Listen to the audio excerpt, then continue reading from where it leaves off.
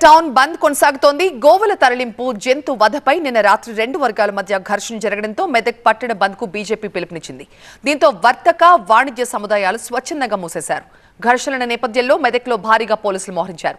మెదక్లో పర్యటించారు multizone IG Ranganath. Medak పట్టణం, మండల వ్యాప్తంగా 144 సెక్షన్ కొనసాగుతోంది. ఎవరైనా అల్లర్లకు పాల్పడితే కఠిన చర్యలు తీసుకుంటామన్నారు. నిన్నటి గొడవకు కారణమైన 2 వర్గాల్లో 45 మందిని గుర్తించామన్నారు ఐజీ రంగనాథ్. హింసకు పాల్పడితే కేసులు పెడతామని హెచ్చరించారు. మరోవైపు మెదక్లో నిన్న దాడిలో గాయపడ్డ వారిని కూడా పరామర్శించారు BJP MLA Raja Singh. Shamshabad airport నుంచి నేరుగా మియాపూర్లో హాస్పిటల్కు వెళ్లారు. బాధితులకు అండగా ఉంటామని చెప్పారు రాజాసింగ్. అండ్ దీనివల్ల నష్టం ఎవరికి జరిగింది? అందరికీ ఎవరికి పాపం అమాయకులైన వాళ్ళు నష్టపోతారు. కేసులో పోతే వాళ్ళు కొంతమంది ఉంటారు, షాపులు పోగొట్టుకునే వాళ్ళు ఉండొచ్చు, కొంతమంది ఎవడన్నా అమాయకులు తెలియని వాళ్ళు ఎవరన్నా వాళ్ళు ఇంజూర్ అయిన వాళ్ళు ఉండొచ్చు. దీంట్లో నష్టపోతుంది అమాయకులు అనమాట. కొంతమంది స్వార్థం కోసం ఇదంతా కూడా జరగడానికి అవకాశం ఇవ్వము.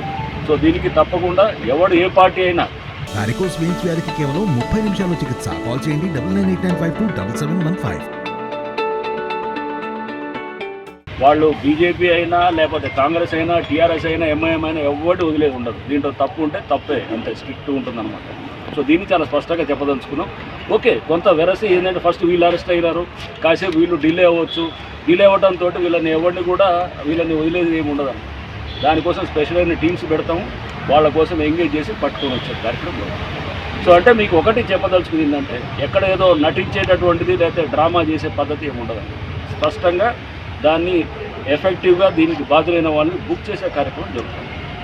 అది మీకు స్పష్టంగా చెప్పదలుచుకున్నాం. వీళ్ళు సామాన్యులందరూ కూడా వీళ్ళు మత సామరస్యం కావాలనుకుంటారు, వీళ్ళంతా ప్రశాంతంగా ఉండాలని కోరుకుంటారు. కొంతమంది ఆడే ఈ నాటకాల్లో ఇదందరూ కూడా దయచేసి మీ అందరూ ఇది గుర్తించాలి. వాళ్ళు ఎవరైనా హిందూస్ అయినా ముస్లిమ్స్ అయినా అందరినీ వాళ్ళ సంగతి చూసి ఖచ్చితంగా బుక్ చేస్తారు. అది మీకు చెప్పాలనుకున్నది.